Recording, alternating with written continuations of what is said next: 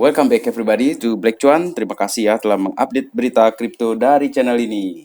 Untuk yang sedang berakhir pekan, selamat ya menikmati akhir pekannya.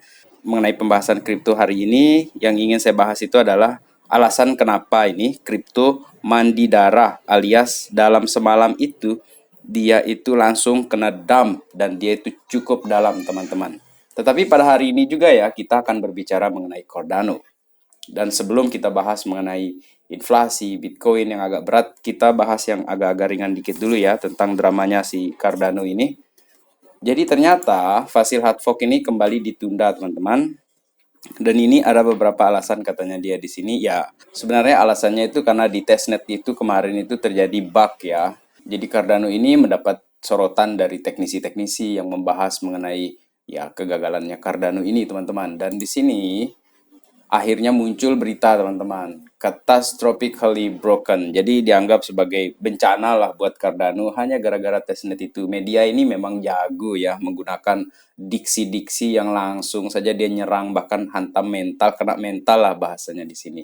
Dan ini sebenarnya berita ini muncul ya itu gara-gara ada satu orang yang di-blame oleh si Charles Hoskinson ya. Secara langsung dia katakan di Twitternya ya, si Dan Gambardella.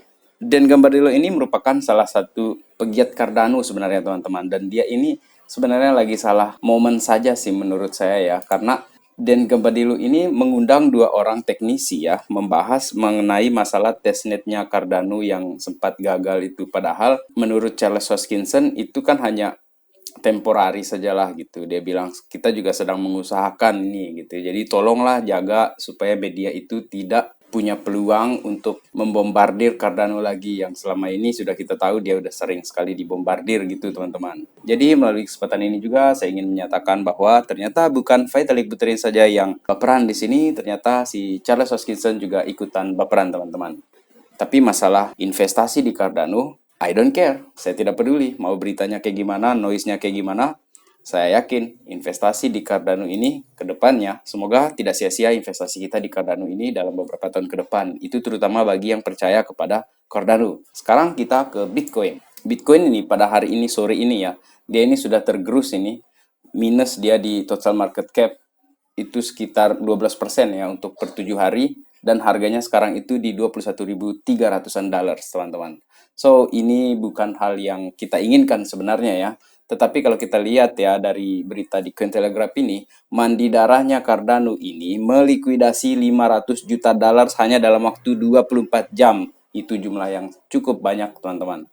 Sedangkan ada 3 alasan di sini yang menyatakan bahwa penurunan ini akan kemungkinan lebih parah lagi ya, gara-gara ada 3 penyebab utamanya di sini, teman-teman. Yang pertama itu adalah BTC Future Premium Vanish ya. Jadi kemarin itu ada orang yang sempat bullish ya untuk kripto ini dan akhirnya dia disapu, teman-teman. Kemudian di sini juga leverage buyers juga ya. Itu juga akhirnya membuat tersapu 470 juta dollars, teman-teman, yang bagian leverage buyers.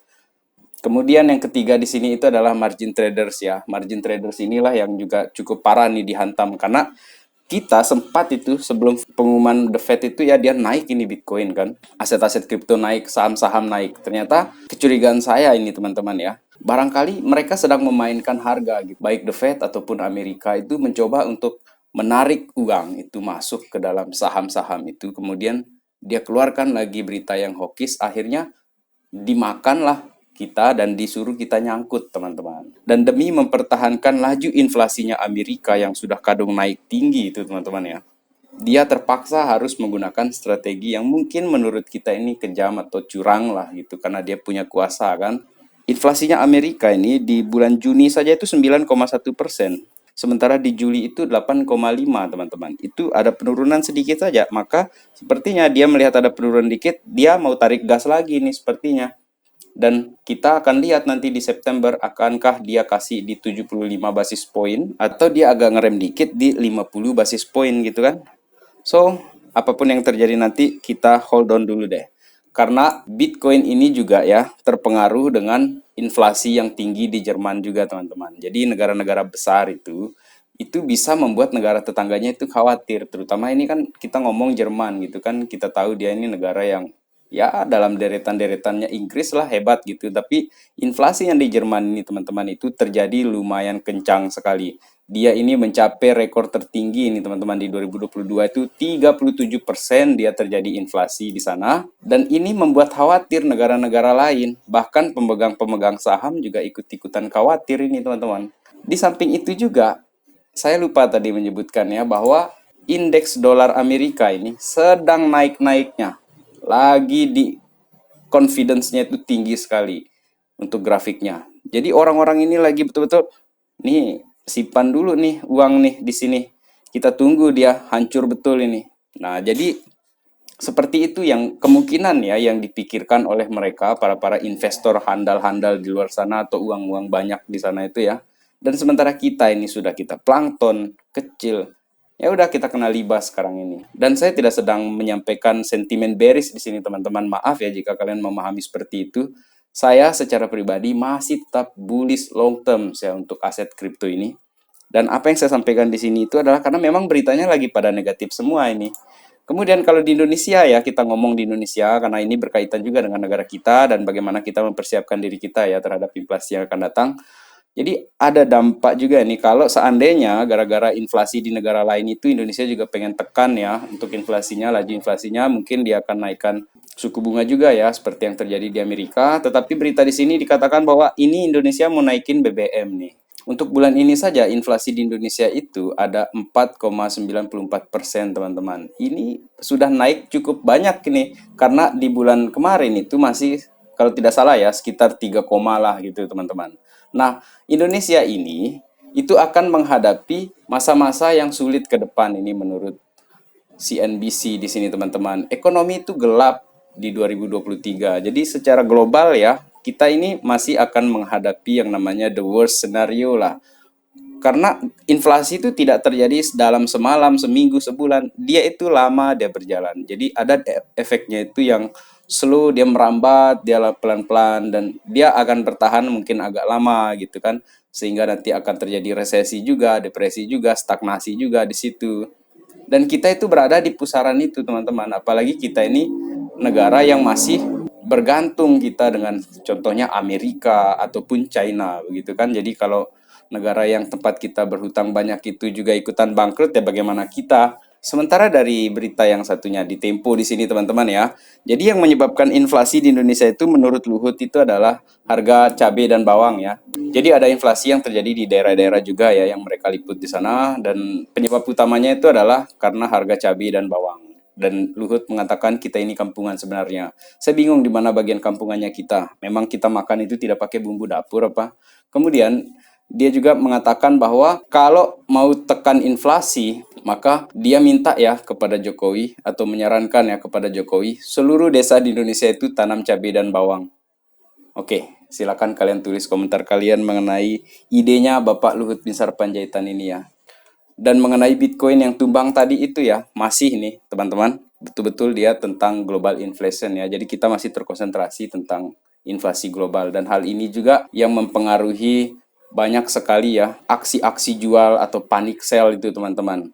Dan mengenai akan adanya skenario inflasi ini ya teman-teman, kita sudah seharusnya ya di sini itu mungkin wondering, bertanya-tanya lah mengenai apa yang dilakukan oleh si Elon Musk ini teman-teman.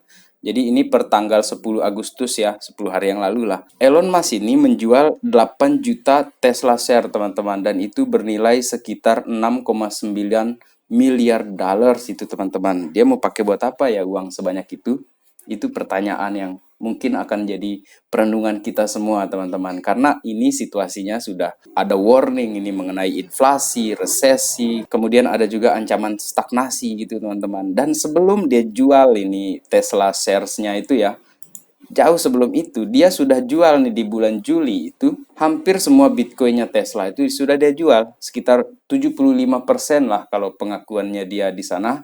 Dan menurut kalian apa yang dilakukan si Elon Musk ini? Ini kira-kira tujuannya apa gitu? Coba kalian tulis ya teman-teman di kolom komentar supaya kita bisa sharing lah di sana mengenai ini orang-orang ini pada siap-siap dana atau simpan ke dolar dulu karena dolarnya naik tinggi atau mungkin bunganya tinggi begitu kita tidak tahu. Tetapi kan keuntungan simpan di dolar juga tidak terlalu besar itu teman-teman. Nah disitulah kita jeli melihat keadaan ini, teman-teman. Dan ada satu berita yang lumayan menyenangkan saya hari ini juga, teman-teman ya, karena ada Cryptowell. Cryptowell ini merupakan salah satu akun Twitter yang sempat heboh di bulan 3 ya, di bulan Maret tahun 2021 pada saat Bitcoin pertama kali kena dump ya gara-gara tweetsnya Elon Musk. Kemudian si Cryptowell ini adalah yang menggaungkan Twitternya Elon Musk kesana kemari dengan banyak followersnya dia itu, dan akhirnya betul-betul kita dibikin hancur lebur pada saat itu harga Bitcoin ya. Dan akhirnya si Cryptowells ini ya yang selalu salty, dia yang selalu nggak enak lah kalau kita dengar dia ngomong tentang Bitcoin. Begitu Bitcoinnya naik dia diam, begitu Bitcoin turun dia kayak orang yang bahagia sekali gitu, dan banyak pendukungnya, teman-teman. Memang kita butuhkan orang seperti ini di dalam pasar kripto itu supaya kita ada pembanding sebenarnya ya.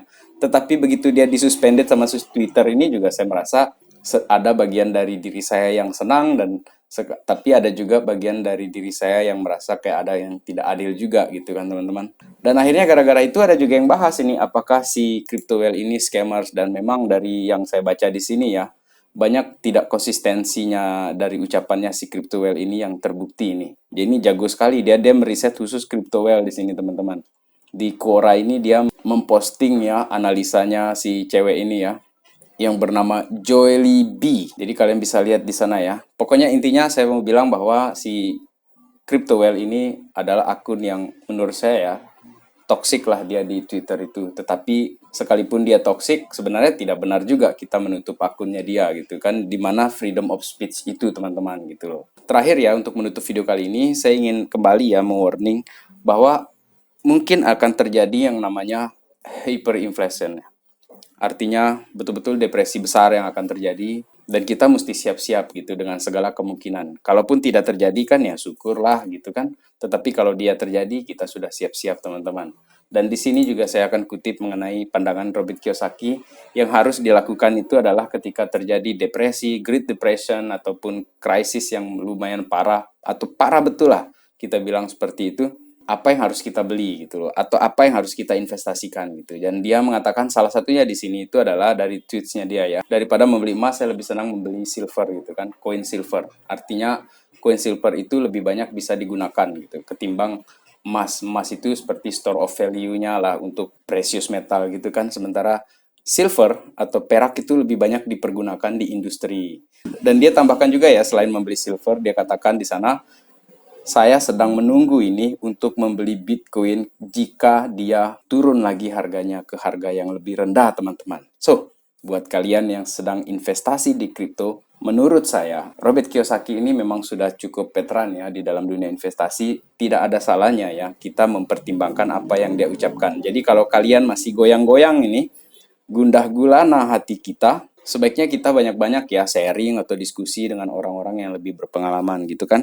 Karena seperti yang dikatakan oleh Robert Kiyosaki ya di salah satu podcastnya yang saya ingat ya, worst time creates rich man. Jadi di waktu yang terburuk itu bisa menghasilkan orang-orang kaya, orang-orang wealthy lah. Karena dia melihat peluang di momen-momen yang krisis seperti itu. Warren Buffett juga ngomong seperti itu. Belilah barang aset ketika darah sedang berceceran di jalan. Dan yang paling bijak ya menurut saya, kita memang tidak bisa ini memprediksi masa depan. So, we don't predict the future. We create the future. Jadi, kita tidak bisa prediksi masa depan, tetapi kita menciptakan masa depan. Ya, caranya menciptakan masa depan itu adalah dengan cara belajar. Kemudian kita memaksimalkan peluang-peluang yang ada di depan mata kita. Kayak misalnya ada harga jatuh, drop, kita sudah siap buat nembak, beli-beli, cicil-cicil, cubit-cubit kayak gitulah. Dan akhirnya begitu bull run terjadi, kita sudah punya aset yang banyak seperti itu, teman-teman. So, saya tidak ada niat untuk sentimen bearish di sini, mengedepankan bearish segala macam, karena memang beritanya yang lagi negatif semua, tetapi saya ingin tetap kita ini positif, teman-teman. Jadi demikian yang dapat saya sampaikan ya, semoga ini bisa menjadi referensi buat kita, menyemangati kita lagi, supaya kita tidak terbawa suasana. Tetap jaga kondisi mental. This is not financial advice, DYOR, teman-teman. Salam Black Cuan. Peace, my friend.